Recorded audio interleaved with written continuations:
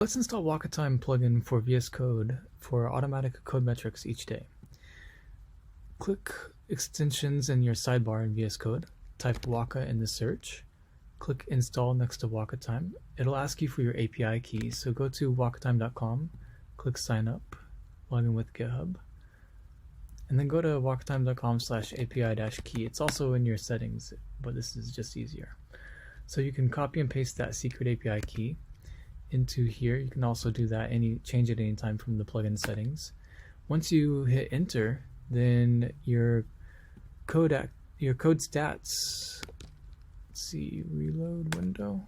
Your code stats will be available down here in the status bar for each day, and you can click there to open the dashboard and see your code stats on the website, and you can use goals, leaderboards, and all the other WakaTime features now.